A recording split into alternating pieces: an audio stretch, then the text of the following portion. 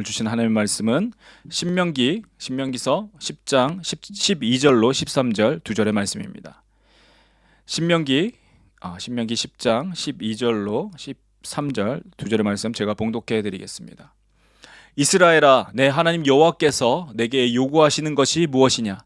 곧 내 하나님 여호와를 경외하여 그의 모든 도를 행하고 그를 사랑하며 마음을 다하고 뜻을 다하여 내 하나님 여호와를 섬기고, 내가 오늘 내 행복을 위하여 내게 명하는 여호와의 명령과 규례를 지킬 것이 아니냐. 아멘. 아멘. 오늘 신명기 말씀 우리 함께 살펴보고 있습니다. 복음 시리즈 저희가 이렇게 계속해서 계속 해오고 있는데 오늘 벌써 7번째 시간입니다. 이렇게 7번째 시간을 계속해서 살펴보면서 여러분 보시면 아시겠지만 계속해서 이 하나님이라는 주제로 살펴봤습니다. 하나님. 하나님을 아십니까?로 시작했습니다. 그리고 하나님 외에 다른 신은 없습니다. 그리고 창조주 하나님에 관해서, 또 하나님의 이름에 관해서 지난주까지 살펴보았습니다. 이런 것들을 통해서 우리가 믿는 하나님이 어떠한 분이신지 좀 대략적으로 살펴본 것입니다. 그런데 이 앞에 모든 6번의 이 주제들은 오늘 하고자 하는, 오늘 말씀하는 이 주제에 대한 어떻게 보면 큰 빌드업이었습니다. 계속해서 오늘 말을 하기 위해서, 오늘 주제를 다루기 위해서 계속해서 다루어온 것이라고 할 수 있습니다. 그러니까 오늘 주제를 다루고자 했던 준비 과정이었다라는 것이죠. 결론적으로 하나님을 경외하도록 하나님이 어떠한 분이심을 계속해서 다루어온 것입니다. 그러니까 하나님이 누구이신지 알아야지, 하나님이 어떠한 분이신 것을 우리가 성경 통해서 발견함을 통해서 하나님을 경외하도록, 자 오늘 주제죠. 하나님을 경외하는 것, 하나님을 그렇게 섬기도록 그렇게 준비해 온 것입니다. 세상 많은 사람들이 각자 섬기는 신들이 있죠. 많은 종교들이 있고 그 종교들마다 나름대로 섬기는 그 신들이 있습니다. 자, 그런데 그런 신들과도 똑같이 하나님을 막연하게 그 중에 내가 섬기는 신 정도로만 여기지 않도록 그렇게 준비해 온 것입니다. 그러니까 우리가 믿는 하나님이 정말 어떠한 분이신지, 내가 하나님이라고 부르는데, 하나님 아버지라고 부르는데 그분이 정말 나에게 어떠한 분이시고, 그리고 그분 홀로 어떠한 분이신지를 내가 알아야지 온전히 하나님을 섬길 수 있다라는 것이죠. 그리고 그 온전히 하나님을 섬긴다라는 것이 오늘 다루는 주제인 하나님을 경외함입니다. 그리스도인은 하나님을 경외하는 사람이기 때문입니다. 이 하나님을 경외하다, 성경 처음부터 마지막까지 이 관통하는 것, 처음부터 끝까지 다루고 있는 것이 하나님을 경외하는 것, 그리고 하나님을 경외하는 사람에 관해서 말씀하고 있기 때문입니다. 자, 이 경외라는 단어, 이 경외라는 단어는 오늘날 우리에게 어떻게 보면 잊혀져 가는 단어입니다. 일상생활에서 거의 사용하지 않습니다. 뉴스나 어떤 다른 그 미디어 매체에서도 저는 들어본 적이 없습니다. 그래서 요즘 청년들이나 젊은 사람들에게 경외라는 단어를 사용하면 잘 모른다라고 생각할 겁니다. 그냥 막연하게 그냥 좀 어렵고 약간 뭐 그런 건 한 느낌 정도로만 생각하지 잘 모르는 단어가 이 경외라는 단어라는 것이죠. 자, 그런데 우리가 성경을 살펴보면 구약 성경만 하더라도 이 경외를 나타내는 히브리어 야레라고 합니다. 이 야레라는 단어가 300여 번 이상 등장하는 것을 발견할 수 있습니다. 그러니까 구약 성경에서만 300여 번이나 등장한다라는 것이죠. 그리고 조금 더 살펴보면 이 경외라는 이 야레라는 단어가 하나님이나 그의 천사들을 만났을 때 그 사람들이 가졌던 그러한 감정이나 느낌을 표현할 때 사용하였다는 것을 우리가 알 수 있습니다. 그러니까 이 경외, 이 야레라는 단어는 하나님과 관련된 단어라는 것이죠. 사람이 하나님을 만났을 때, 사람이 하나님이 보내신 천사를 만났을 때 사용되었던 단어가 이 야레, 경외라는 단어였습니다. 그리고 또한 이 우리가 아는 성경 속의 많은 믿음의 사람들은 성경 속에서 하나님을 경외하는 사람이라고 불리워졌습니다. 자, 그렇다면 이렇게 성경 속에서 많이 등장하는 이 경외, 야레라고 하는 이 단어가 과연 무슨 뜻일까요? 이 경외. 자, 영어로는 주로 두렵다라는 fear라는 단어를 사용하거나 또는 숭배하다, 또 아니면 경의를 나타내는 reverence라는 단어를 사용하기도 합니다. 그리고 또 놀랍고 경이로움을 나타내는 awe라는 단어를 사용하기도 합니다. 또 awesome 할 때 사용하는 그 awe를 말하죠. 이 세 단어가 번갈아 가면서 그 상황에 맞춰서 나옵니다. 근데 가장 많이 사용하는 단어가 fear, 두렵다 하는 이 단어를 이 경외하다라는 단어에 많이 사용하고 있습니다. 자, 한국어 성경에서 사용된 이 경외는 한자로 된 한문입니다. 한자어라는 거죠. 자, 이 다음과 같이 사용합니다. 경외. 자, 공경할 경과 두려워할 외. 한자는 각 단어마다 뜻이 있어요. 이 경자는 공경하다, 리스펙트하다 그런 뜻이고요. 두려워하다, 그 외는 두려워하다, fear 하는 그 두려움을 이야기합니다. 자, 그렇다면 경외는 공경하면서도 두려워하는 것을 의미한다고 할 수 있습니다. 사전에서 찾아보면 공경하고 어려워하다, 존경하는 마음을 가지고 삼가 조심하는 것이다 라고 적어놓고 있습니다. 사전에 찾아보면, 딕셔너리 찾아보면 그렇게 되어 있다라는 거예요. 자, 무슨 뜻이냐면 어떤 대상, 어떤 사람이나 누구를 만났을 때, 그것을 경험했을 때 그 상대방에게 압도되어서 무서워하거나 놀라움을 가지고 존경과 찬사를 표현하는 것을 나타내는 단어가 바로 이 경외라는 이 어려운 단어라는 겁니다. 그러니까 이 경외라는 단어 안에 두려움과 놀람과 또 존경, 그리고 어려워함, 이 모든 것이 포함되는 단어가 이 경외함 안에 있다라는 것이죠.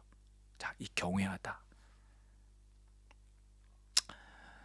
이 경외함. 따라서 이 경외는 공경하면서도 두려워하는 것을 의미합니다. 공경하면서도 두려워하는 것. 이 경외함을 가지고 경외함을 하나님께서 말씀하고 있다라는 거예요. 하나님께서 말씀하고 있다라는 겁니다. 자, 이 뜻을 가지고 공경하고 어려워하고 두려워하고 존경하는 것, 이 뜻을 가지고 자, 오늘 본문을 다시 한번 보겠습니다. 자, 12절입니다. 이스라엘아, 내 하나님 여호와께서 내게 요구하시는 것이 무엇이냐? 곧 내 하나님 여호와를 경외하여 그의 모든 도를 행하고 그를 사랑하며 마음을 다하고 뜻을 다하여 내 하나님 여호와를 섬기고 내가 오늘 내 행복을 위하여 내게 명하는 여호와의 명령과 규례를 지킬 것이 아니냐. 아멘. 자, 이 본문은 신명기에서 모세가 이스라엘 백성들에게 전하는 내용입니다. 하나님께서 그들에게 요구하시는 것, requirement, 요구하시는 것을 이야기하고 있어요. 자, 이 요구하는 것, 그 요구 중 가장 첫 번째가 오늘 살펴보는 단어인 경외가 나타납니다. 내 하나님 여호와를 경외하며 라고 말씀하고 있죠. 그러니까 하나님을 경외하는 것이 하나님께서 요구하시는 가장 첫 번째였던 것입니다. 내 하나님 여호와를 경외하라. 그것이 하나님이 요구하시는 것이었다라는 거예요. 하나님이 원하시는 것. 아까 그 경외라는 단어의 뜻을 여기에서 넣어보면 이 말씀은 곧 하나님을 공경하면서도 두려워하라는 의미입니다. 하나님을 존경하면서도 하나님 앞에서 놀랍게 여기라는 얘기입니다. 하나님을 그렇게 대하라는 이야기죠. 하나님을 대할 때 우리가 어떻게 해야 되는지, 어떠한 모습으로 하나님 앞에 나아가야 되는지에 대한 말씀이다라는 것입니다. 자, 이렇게 모세가 이스라엘 백성들에게 이렇게 말한 이유에 대해서 우리는 그 백그라운드를 우리가 알 필요가 있습니다. 이 본문인 신명기, 새로운 명령이라는 뜻입니다. 영어로 살펴보면 듀테로노미라고 나오죠. 듀테로노미. 듀테로 두 번째, 노미 법이란 뜻이에요. 그러니까 두 번째 법이란 뜻이 이 듀테로노미입니다. 이것은 그냥 두 번째 법으로 주셨다는 그런 의미가 아니라 모세가 이집트에서 나온 지 40년이 지난 후에 가나안 땅에 들어가는 그 이스라엘 백성들을 향해서 전한 말씀이기 때문입니다. 이 40년 동안 이집트에서 나온 첫 번째 세대 남자들, 20세 이상의 남자들은 모두 죽었습니다. 왜요? 그들이 우리가 잘 아는 그 12정탐꾼의 이야기, 그렇죠? 가나안 땅에 들어가서 스파이를 했습니다. 그런데 보고가 달랐죠. 10명과 2명으로 나뉘었어요. 10명은 그 땅은 정말 좋은데 우리가 그 땅 사람들 앞에서는 메뚜기처럼 연약하다. 우리가 너무 작다. 그러니까 우리가 분명히 싸우면 질 것이니까 다시 이집트로 돌아가자. 10명이 그랬어요. 근데 2명, 여호수아와 갈렙만은 그 땅 너무 좋은 땅인데 그 땅이 하나님께서 우리에게 주시면 우리가 그 땅을 차지할 수 있다. 이렇게 했죠. 자, 그런데 이스라엘 백성이 누구 말을 들었죠? 10명의 말을 들었습니다. 그래서 다시 이집트로 돌아가자라고 하니 하나님께서 그들을 가나안 땅에 들어가지 못하도록 하셨습니다. 그래서 40년 동안 가나안 그 광야를 방황하면서 20세 이상의 모든 남자들이 죽었던 것이죠. 본문인 신명기는 그 이후에 태어난 사람들 혹은 이집트를 건너올 때 아직 어렸던 어린아이들이 이 40년 동안 자라서 가나안 땅에 들어가기 위해서 그 앞에서 준비하고 있을 때 모세가 다시 그들에게 기억나도록 가르쳤던 말씀이라는 거예요. 이 2세대에게, 두 번째 세대에게 모세가 다시 한번 하나님의 말씀을 강조하는 내용이 이 신명기라는 말씀입니다. 왜 그들이 지금 광야에서 이렇게 40년 동안 방황했었는지, 왜 약속의 땅에 들어가지 못했었는지, 너희들의 문제가 무엇이었는지 말씀하는 것이 이 신명기다라는 것입니다. 어떻게 보면 이스라엘 백성들, 어려서 자라난 40년 동안 이 광야에서 자랐던 이 이스라엘 사람들에게는 하나님에 대한 오해가 있을 수 있었어요. 이들 중에는요, 자기가 어렸을 때 이집트에서 나올 때 하나님이 그 바다를 가를 때, 그 홍해를 갈랐을 때 거기 그 둘로 갈라지는 것을 보았던 사람들도 있었을 겁니다. 바위를 치니까 바위에서 물이 솟아나는 것을 보았던 사람들도 있었을 거예요. 자기가 어렸을 때 어린 눈에 모세라는 사람이 이걸 치니까 바위에서 물이 쏟아나는 것을 봤다라는 거예요. 그리고 시내산이라는 곳을 갔더니 불 붙는 산 가운데서 하나님이 천둥과 번개 사이에서 그런 무서움을 경험했던 사람들도 있을 겁니다. 들어간다는 가나안 땅까지 갔다가 코앞까지 갔다가 돌아 나온 것들도 이들은 경험한 사람들이 있어요. 그리고 어떤 사람들은 땅이 갈라져서 사람들이 한꺼번에 삼켜버렸던 그런 무시무시한 일을, 두려운 일을 겪은 사람들도 있었을 겁니다. 그렇게 광야에서 성인이 된 이스라엘 사람들은 어릴 때부터 보고 듣고 경험한 그 하나님에 대한 그 이미지는 어떤 것을 원하시는지도 모르겠고 조금만 잘못하면 죽이는 어떤 그런 무서운 분이었을 수도 있다라는 거예요. 하나님은 그렇게 두렵게 느꼈을 수도 있다라는 겁니다. 그러니까 무섭다, 이 두렵다라는 것은 그냥 스케어하다는 것을 의미해요. 그냥 무서운 것을 의미합니다. 자, 그런 이스라엘 백성들에게 모세는 하나님에 대해서 소개해주고 있는 것이 신명기인데 그 중에서 하나님께서 너희에게 요구하시는 것이 있다라고 말씀하고 계세요. 하나님이 너희에게 원하는 것이 있는데 그 원하는 것은 이것이다라고 소개해 주는 거예요. 하나님, 난 어떻게 해야 될지 모르겠어요. 하나님 되게 무서운 분이신 것 같아요. 조금만 잘못하면 죽이는 분 같아요. 그래서 우리 아버지도 죽었고 우리 할아버지도 이 광야에서 죽었습니다.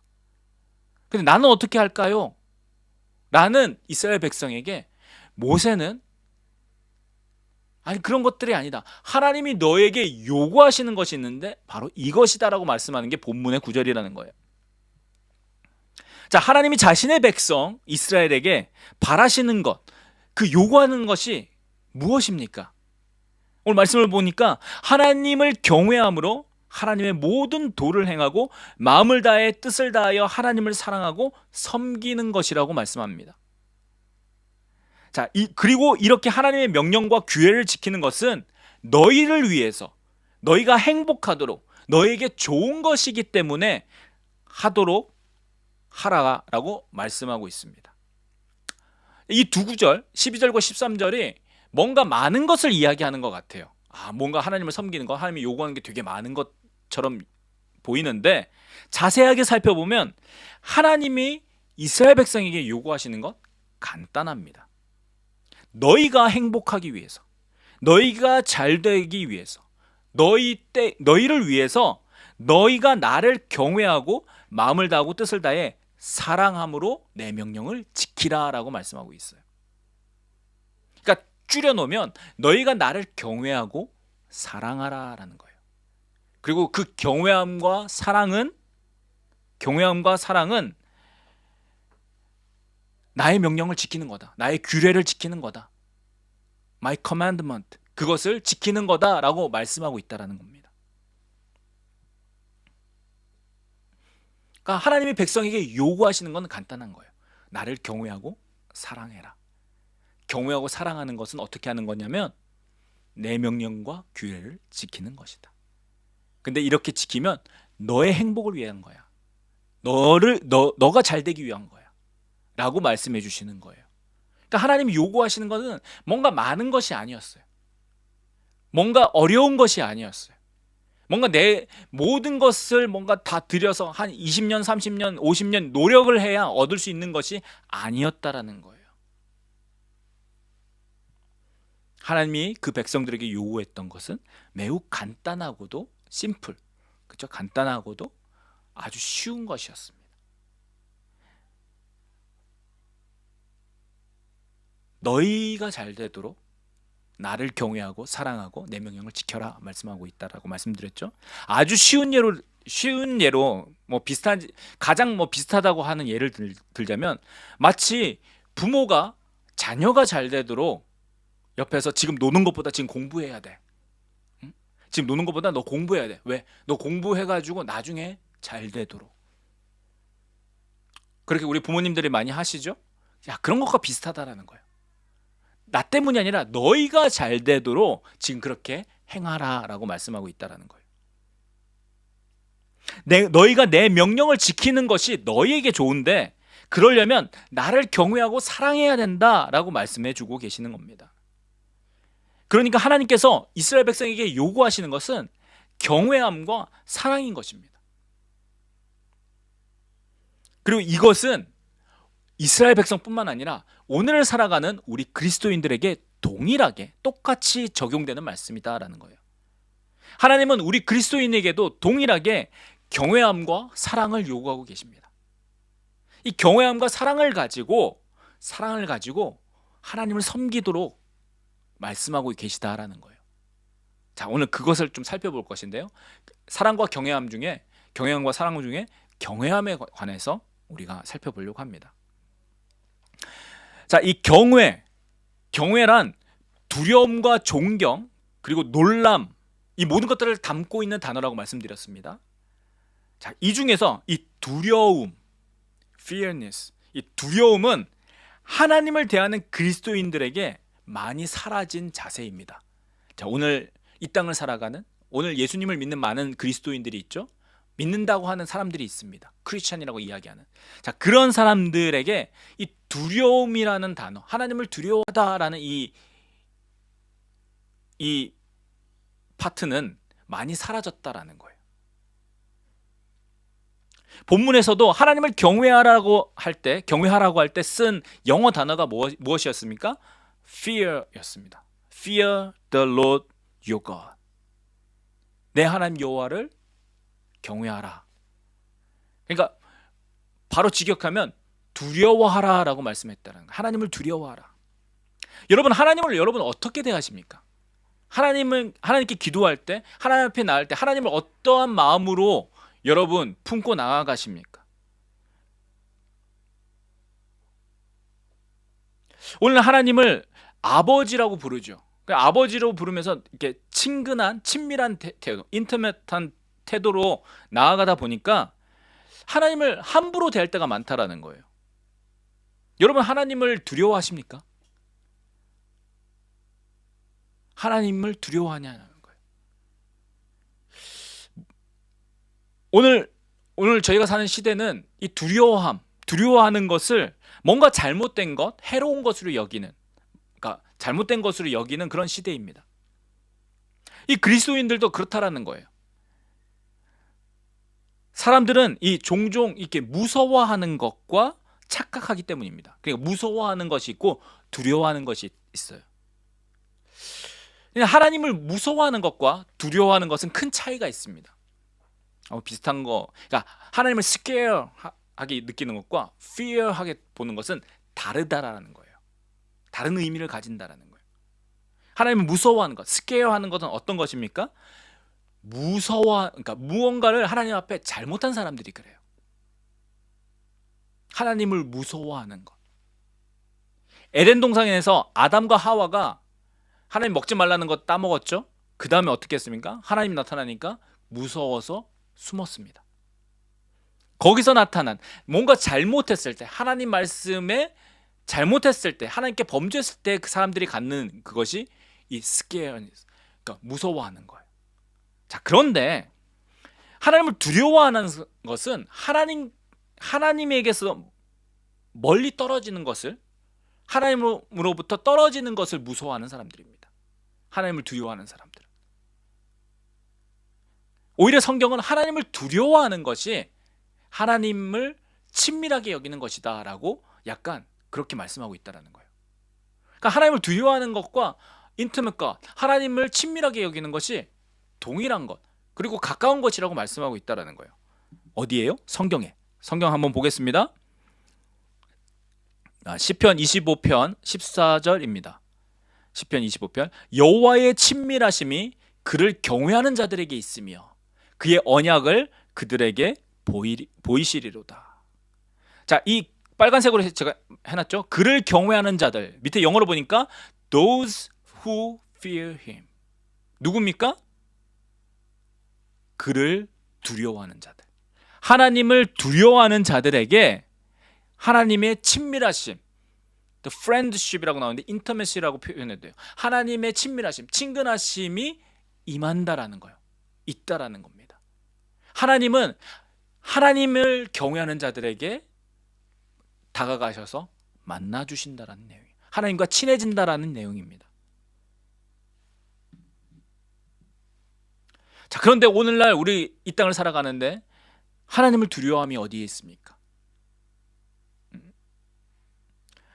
하나님을 경외함이 우리 그리스도인들 가운데 있느냐라는 것이에요. 하나님을 두려워하고 경외하기보다 하나님에 대한 이미지가, 여러분 어떤 이미지를 갖고 계십니까? 그냥 동네 할아버지, 내 소원을 들어주는 약간 산타클로스 정도? 그렇죠? 요술 램프 막 이렇게 막 문지르면 펑 하고 나와가지고 내 소원 들어준 지니, 그런 정도의 하나님에 대한 이미지를 갖고 살아가고 있다는 거예요. 그러니까 내가 원하는 거 내가 기도하고 막 조르면 들어주는 분, 약간 그런 거, 그런 이미지로 우리가 하나님을 바라보고 있다는 겁니다. 조금 더 많이 양보해서 하나님을 무엇을 해도 다 받아주시는 인자하고 자비로운 분으로 보고 있습니다. 여기서 중요한 단어는요, 무엇을 한다 해도라는 단어에 있습니다. 하나님은 인자하고 자비로우신 것 맞습니다. 자, 그런데 우리가 무엇을 한다 해도 다 받아주시는 분, 과연 그럴까요? 하나님 앞에, 내가 그분 앞에 무엇을 한다 해도, 어떠한 행동을 한다 해도 다 오냐오냐 받아주시는 그런, 여러분의 할아버지와도 같은, 할머니와도 같은 그런 분이실까요? 성경이 정말 그러한 하나님을 말씀하고 있습니까? 성경이 하나님을 두려워하라. 이렇게 하나님을 두려워하는 것에서 말씀드리면 오늘 많은 사람들이 그리스도인들조차도 불편해합니다. 하나님은 사랑이시다라는 말에 그런 말에 우리가 많이 들어왔기 때문일 것입니다. 사랑과 두려움은 거리가 먼 것이라고 생각하기 때문이다라는 것이에요. 그리고 어떠한 분들은 더 나아가 말씀으로 반박을 합니다. 말씀에 그렇게 안 돼 있다라는 거예요. 성경은 두려워하지 말라라고 말씀한다라는 겁니다. 성경에 두려워하지 말라라고 말씀하는 구절이 많이 나온다라는 거예요. 여러분 그렇습니다. 성경을 살펴보면 두려워하지 말라라는 단어가 365번 나옵니다. 외우기 좋죠? 1년에 365일 365번이나 나온다고 합니다. 자, 그런데 그 반대 이야기는 하지 않는다라는 거예요. 하나님을 두려워하라, fear God 이라는 이 말씀이 200여 번이나 등장한다라는 겁니다. 성경은 분명히 하나님을 두려워하라, 하나님을 경외하라라고 말씀하고 있다라는 거예요. 그러므로 이것은 두려워해야 할 대상을 두려워해야 한다라는 말씀이다라는 거예요. 그러니까 정말로 두려워해야 되는 어떤 그 대상, 여기서는 하나님이죠. 그 하나님을 두려워해야 되는 거예요.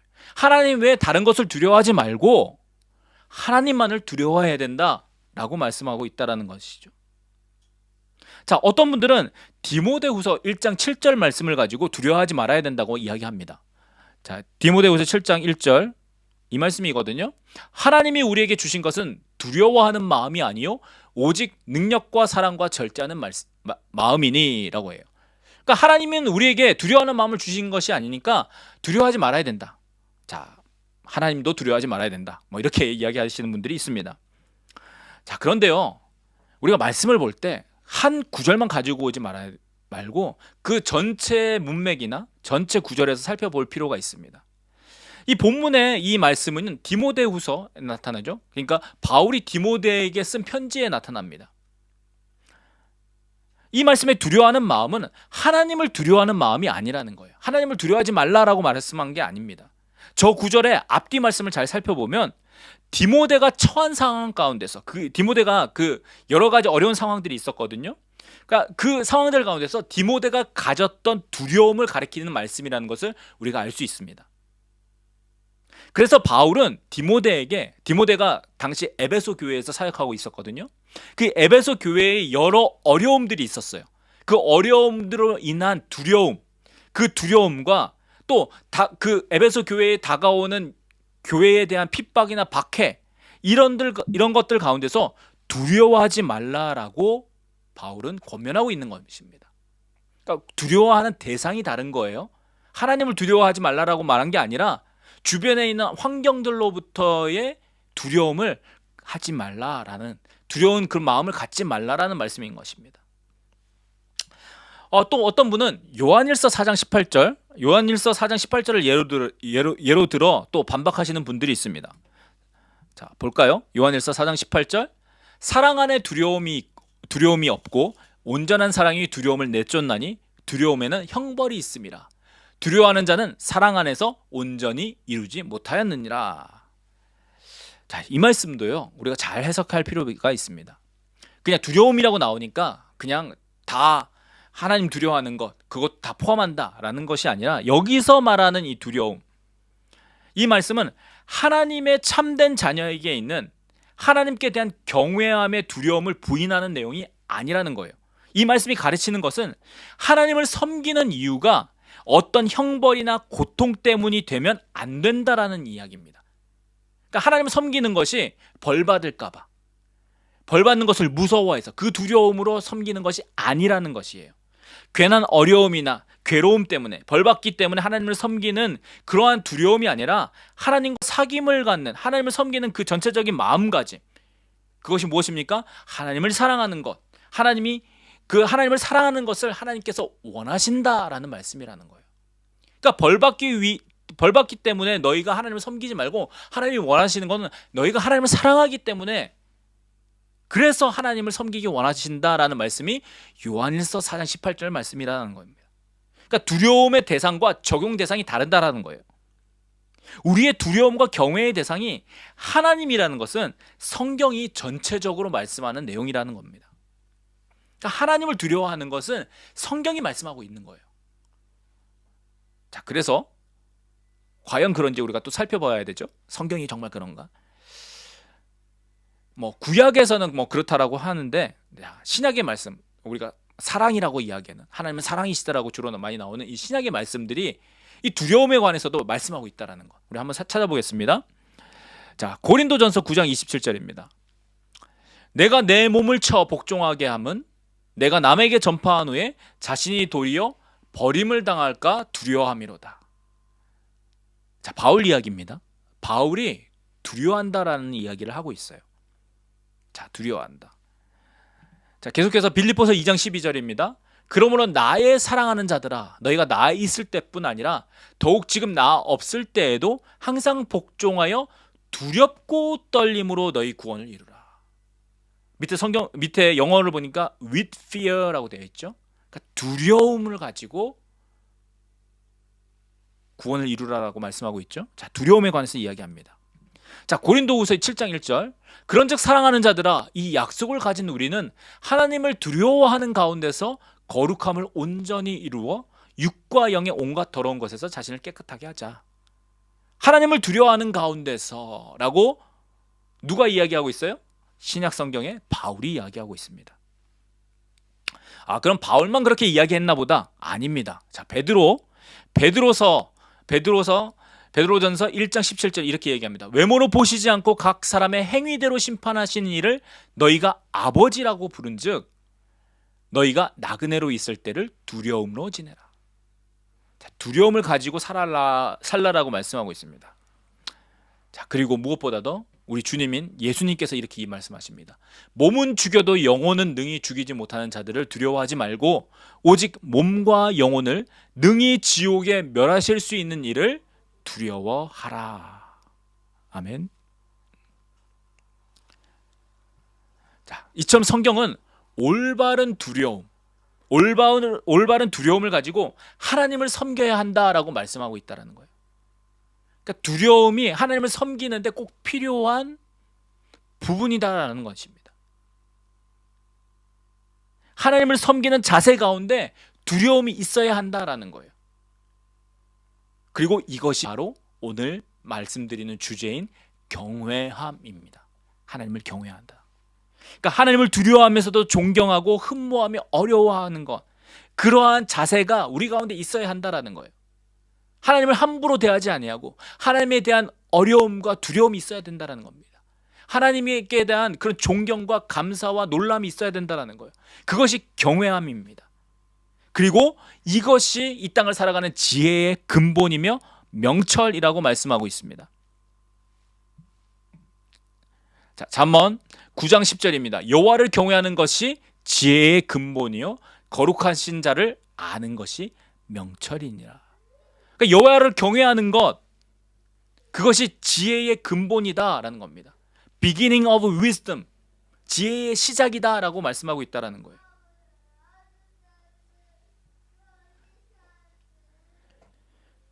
자, 오늘날 우리가 가진 많은 문제들, 우리 신앙 가운데 많은 문제들이 하나님을 경외하지 않기 때문에 일어나는 것들입니다.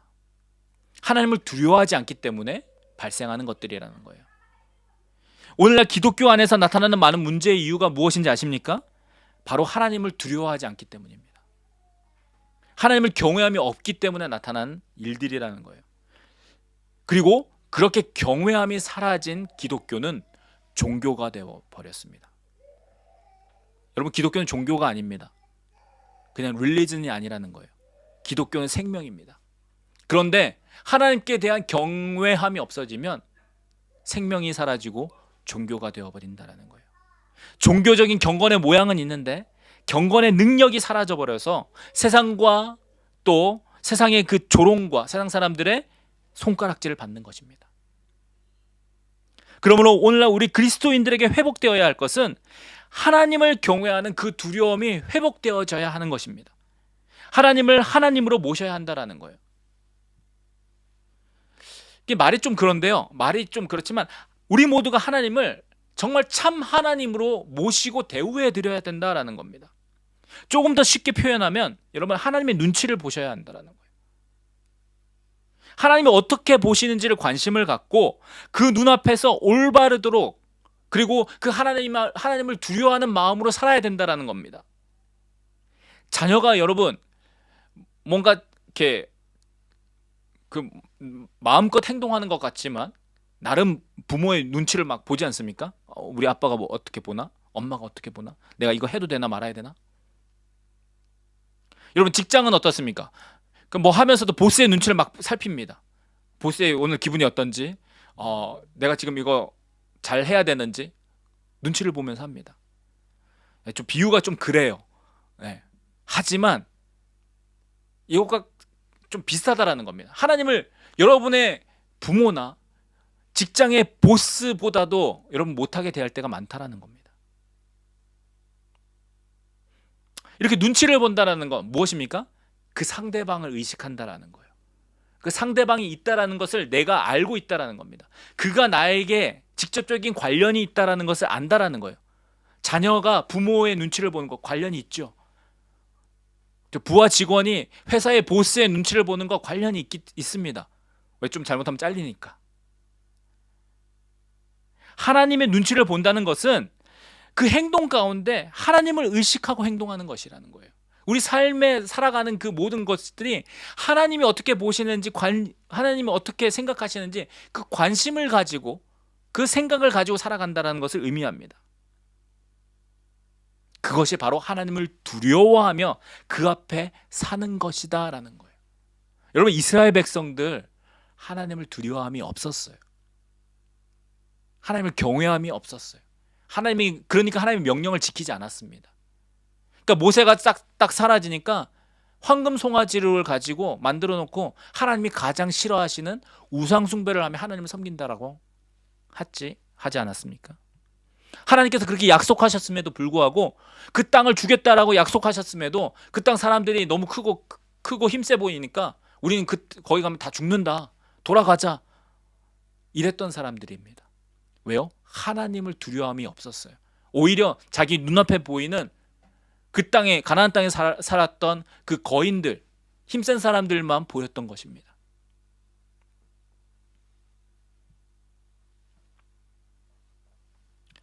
여러분, 우리는 하나님을 경외하는 사람들이 되어야 합니다. 하나님을 두려워하는 사람들이 되어야 합니다. 하나님을 의식하는 사람들이 되어야 한다는 거예요. 성경은 그것을 말씀하고 있고, 그렇게 하나님을 경외하는 자가 되어야 한다, 하나님을 경외하는 사람으로 살도록 명령하고 있음을 우리가 기억해야 합니다. 여러분, 그렇게 하나님을 경외하며 살 때 우리는 하나님의 마음을 품게 됩니다. 하나님을 이해하게 됩니다. 자신의 삶 가운데서 하나님을 의식하며 그 하나님을 자신의 왕으로, 자신의 주인으로 모시고 사는 사람들은 하나님이 어떠한 마음을 품고 계신지 알게 된다라는 거예요. 하나님을 이해하게 된다라는 것인데, 그 이해하게 됨으로 하나님을 닮아가게 됩니다. 그러니까 하나님과 똑같아진다라는 거예요. 여러분, 그렇게 하나님의 마음을 가지게 되면 어떠한 일이 우리 삶 가운데 날까요? 어떠한 일이 일어나겠습니까? 하나님의 마음으로 바라보게 되면 하나님이 사랑하시는 것을 사랑하게 됩니다. 그리고 반대로 하나님이 미워하게 되는 것을 미워하게 됩니다.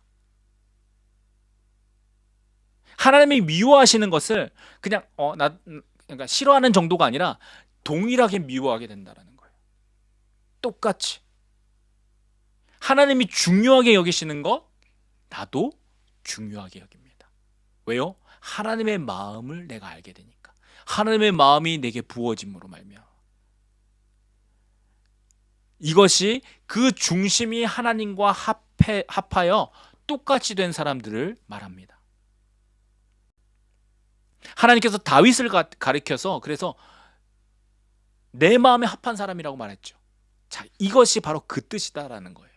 하나님을 경외하기 때문에 하나님이 무엇을 원하시는지 깨닫게 되는 거예요. 그러니까 하나님의 마음이 내 마음이 되고, 그 마음으로 인해서 하나님이 보시는 대로 나도 세상을 바라보게 되는 거예요. 그러니까 하나님이 사랑하시는 건 나도 사랑하게 되고, 하나님이 미워하시는 건 나도 미워하게 되는 겁니다. 여러분, 만약에 하나님이 아니라고 하는데, 하나님이 미워한다라고 분명히 성경에서 말씀하고 있는데 아니라고 말하는 사람들 있죠. 하나님과 마음이 따로 노는 사람들입니다. 하나님을 경외하지 않는 사람들이라는 거예요. 여러분, 다윗이 하나님과 마음이 합한 사람이라고 했죠. 근데 다윗이 어떻게 했는 줄 아십니까? 골리앗과 다윗, 유명한 이야기죠. 골리앗이 하나님의 군대를 모욕합니다. 사신 하나님의 군대 앞에 나와가지고 너희가 나를 이길 수 있느냐라고 막 조롱하면서 하나님의 이름마저 모욕합니다. 다른 이 모든 이스라엘 백성들 두려워서 숨어 있는데 다윗이 분노합니다. 다윗이 화가 나요. 왜요? 자신이 믿는 하나님을 욕하였기 때문에. 그래서 하나님의 마음으로 분노하여 그 앞에 나아갔던 것, 그 이유가 그가 하나님의 마음과 합하여졌기 때문이에요. 내가 감히 사시는 이스라엘의 하나님을 욕하느냐라고 나아가죠. 내가 칼과 단창으로 내게 나오지만 나는 살아계신 하나님의 이름으로 내게 나아간다. 자, 그리고 누가 이겼죠? 당연히 다윗이 이겼습니다. 하나님과 동일한 마음을 가졌다라는 거예요. 왜요? 그가 하나님을 경외했기 때문에. 그리고 하나님은 그를 아시고 그가 내 마음에 합한 자다라고 인정해 주신 것입니다. 하나님은 우리의 겉모습을 보는 게 아니에요. 하나님은 내가 무엇을 가졌는지, 뭐 돈이 많은지, 무엇을 입고 무엇을 타고 다니는지 그런 것에 관심을 가진 분이 아닙니다. 하나님은 그 사람이 과연 하나님을 두려워하고 경외하는지를 보시고 그것을 통해서 그 사람을 판단하신다는 거예요. 다윗의 형제들이 많았습니다. 큰 형들 중에선 잘생기고 몸도 좋은 사람들 있었어요. 자, 그런데 그 막내인 다윗을 하나님께서 선택하신 이유, 그가 내 마음에 합한 자였다. 바로 그거였기 때문입니다. 그에게 하나님의 마음이 있었기 때문이라는 거예요. 그리고 그것의 시작은 그가 하나님을 경외했기 때문입니다. 여러분, 우리가 드리는 예배도 마찬가지입니다. 우리 예배가 하나님 앞에서 하나님 앞에 드리는 것이죠. 하나님을 만나는 것입니다. 자, 그런데 과연 우리의 예배 가운데 하나님의 임재가 있는가? 하나님의 말씀이 있는가? 우리가 살펴보아야 하거든요. 하나님께서 과연 임하셔서 이 예배 가운데 말씀하시는가? 그리고 그런 사모함이 있는가? 내가 그 하나님을 만나고 싶은가에 대한 그런 것들이 이 예배 가운데 다 나타나야 됩니다. 자, 그런데 과연 우리의 예배 가운데 그런 것들이 나타나느냐라는 것이에요. 여러분, 예배도 하나님을 경외함으로 우리가 드려져야 됩니다. 예배도 하나님을 두려워함이 우리 삶 가운데 있어야 돼요. 하나님께 드리는 거잖아요. 예배를 보는 게 아닙니다. 많은 사람들이 오늘 예배를 보고 있어요. 그것은 여러분이 지금 TV로 혹은 핸드폰으로 지금 이 방송, 이 예배를 보는 것하고 다릅니다. 실제적으로 교회에 가서 예배에 참석한 사람들도 예배를 보는 사람들이 많아요. 앞에서 이루어지는 어떤 것들을 보고 있습니다. 그냥 그리고 따라 부르고 그리고 앉았다 일어났다를 합니다. 자, 그런데 과연 그게 하나님이 원하신 정말 예배냐라는 거예요. 하나님은 여러분이 어느 곳에 있든지 어떠한 모양으로 예배를 드리든지 하나님을 경외함을 가지고 드리기를 원하세요. 하나님을 두려워함이 그곳에 있는지를 보시고 계시다라는 겁니다. 여러분은 온라인으로 예배를 드릴지라도 그 예배 가운데 하나님을 경외함으로 말씀에 집중하고 그리고 말씀에 귀를 기울이며 하나님께 기도한다면 하나님이 그 자리에 임재하신다라는 겁니다.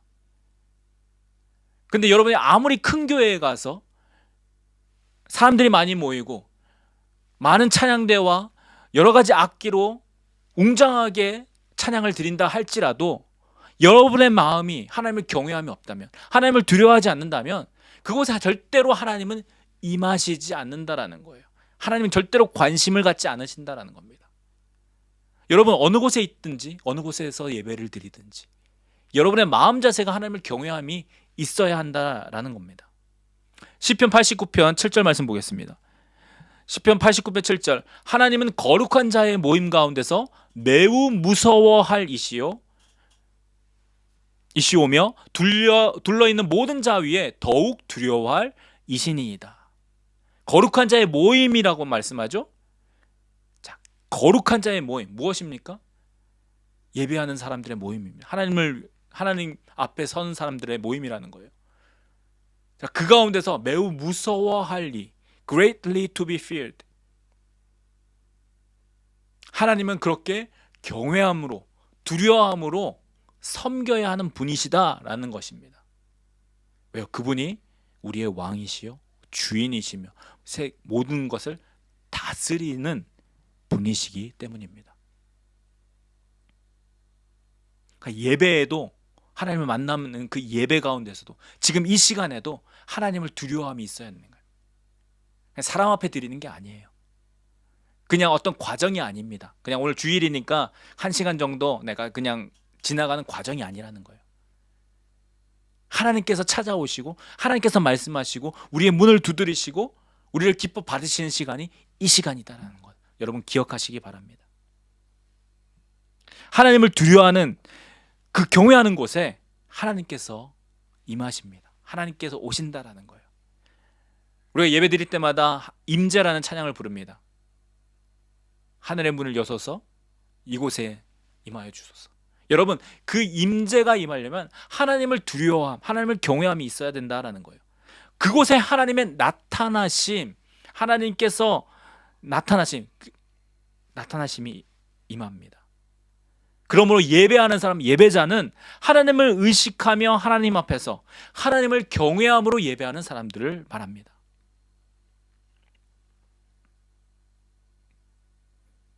많은 사람들이 함께 있으니까 내가 큰 교회에 출석하니까 오늘 찬양대가 열심히 찬양하고 그 찬양이 되게 웅장하니까 그러니까 하나님이 이곳에 관심이 있고 내 예배를 받으실 거야. 그것이 아니라 하나님께서 원하시는 것, 찾으시는 것을 내가 갖추고 있을 때 그것을 하나님 앞에 내어드릴 때 하나님께서 그 사람에게 관심을 가지고 그곳에 임하신다라는 거예요. 근데 그 찾으시는 것이 무엇이냐? 하나님을 경외합니다. 하나님을 두려워합니다. 그 마음을 가지고 나온 자를 하나님께서 찾으신다라는 겁니다. 자, 요한복음 14장 말씀 보겠습니다. 14장 21절. 나의 계명을 지키는 자라야 나를 사랑하는 자니 나를 사랑하는 자는 내 아버지께 사랑을 받을 것이요 나도 그를 사랑하여 그에게 나를 나타내리라. 아멘. 계명을 지키는 자가 사랑하는 자인데 사랑하는 자에게 나타내 주신다라는 거예요. 여러분 그래서 예배는 하나님을 경외함으로 계명을 지키는 자. 자, 경외한다는 게 무엇입니까? 아까 말씀드렸죠? 계명 지키는 거 다 들어가는 거예요. 하나님을 두려워하는 거 무엇입니까? 하나님을 사랑하고 계명 지키는 거 다 들어가는 겁니다. 그런 자에게 하나님께서 나타내 주시겠다고 임하여 주시겠다고 말씀하고 계시다라는 겁니다. 누가요? 예수님이 직접 말씀하셨잖아요. 여러분 하나님을 경외하는 것 이것이 우리 신앙의 가장 기본입니다. 이것이 베이스가 되어야 돼요. 이 베이스, 이 파운데이션 위에 우리가 모든 것을 지어져 가는 겁니다. 여러분이 섬기는 것, 봉사하는 것, 여러분이 하는 모든 것들이 이 하나님을 경외하는 이 베이스, 이 파운데이션 위에 세워져야 하는 것들이라는 거예요.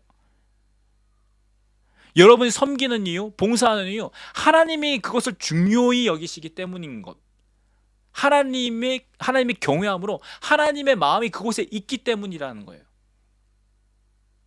여러분 한 영혼을 전도하는 이유가 전도해야 되기 때문이 아니라 전도대회 교회들마다 전도대회 하죠.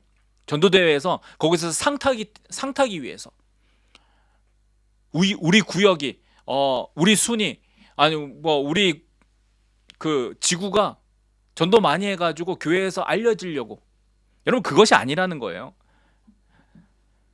하나님께서 그 영혼을 귀하게 여기시기 때문에 하나님이 그렇게 보시기 때문에 내가 그 마음을 가지고 있으니까 나도 그렇게 귀하게 여기는 겁니다. 선교 가는 이유요? 다 가니까 해야 되니까 직분 받기 위해서 여러분, 그런 선교 하나님하고 아무 관련이 없습니다. 하나님께서 복음을 땅끝까지 전하도록 말씀하시고, 그리고 그곳에 내가 가기를 원하시니까 가는 것, 이게 선교 가는 이유입니다. 여러분, 하나님이 그래서 이유가 되셔야 돼요. 여러분 신앙생활 모든 것에 하나님이 이유가 되셔야 됩니다. 하나님이 어떻게 보시는가, 하나님이 어떤 생각을 가지고 이것을 원하시는가, 그것이 여러분의 중심이 되어야 합니다. 여러분, 목사가 여러분의 신앙의 중심이 되면요, 목사가 원하는 대로 움직입니다. 그리고 목사가 실망하거나 목사가 넘어지면 여러분의 신앙도 날아갑니다. 여러분, 어떤 집사님이, 어떤 장로님이, 여러분 눈에 보이는 누군가가 여러분의 신앙의 모델이 되면요, 여러분 그 사람이 넘어지면 여러분도 반드시 넘어집니다. 그리고 그 사람들의 눈치를 본다라는 거예요. 아니요, 성경은 하나님의 눈치를 보고 하나님을 경외하고 섬기라라고 말씀하고 있다는 겁니다. 하나님이 이유가 되셔야 된다는 거예요. 하나님의 경외함이 중심이 되어야 합니다. 오늘날 많은 그리스도인들이 이것을 잃어버렸기 때문에 타락했습니다. 무엇이 더 중요한지를 모르고 내가 보기에 옳은 대로, 내가 보기에 좋은 대로 그렇게 행하고 있다라는 거예요. 자기 소견에 옳은 대로 행하였더라 라는 사사기 시대인 것입니다. 우리 그리스도인들은 내 눈에 옳은 대로 사는 사람들이 아니에요.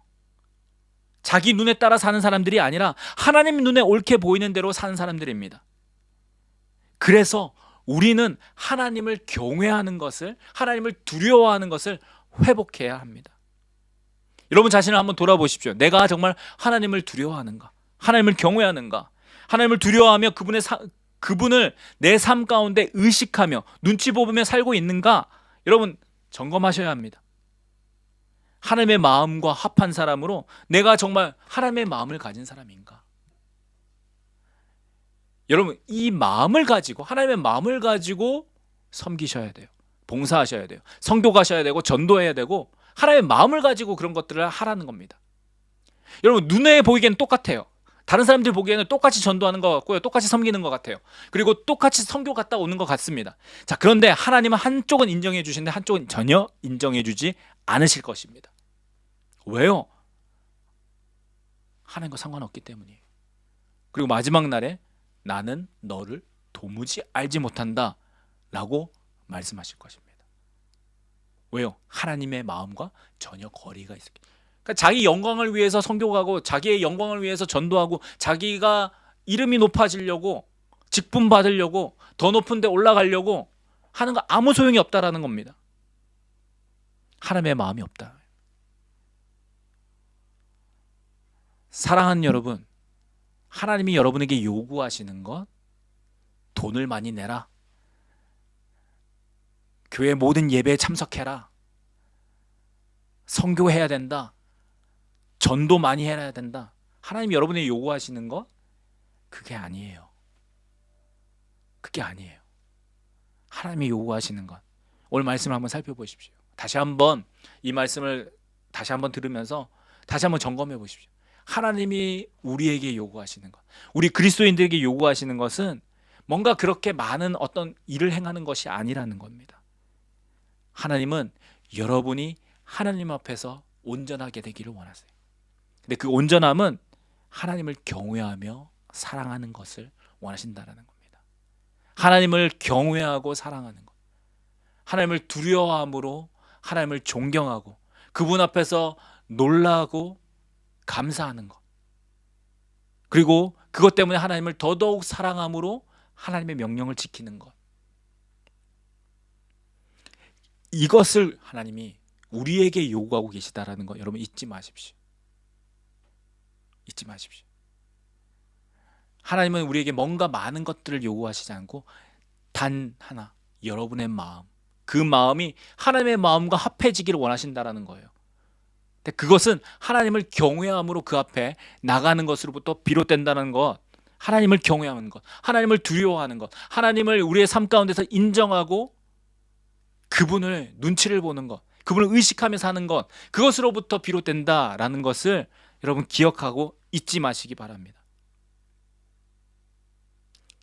이렇게 사는 것, 하나님을 위한 것이 아니라 오늘 말씀에도 있듯이 우리를 위한 거예요. 우리가 좋기 위해서, 우리가 복되기 위해서, 우리가 이 땅에서 행복하도록.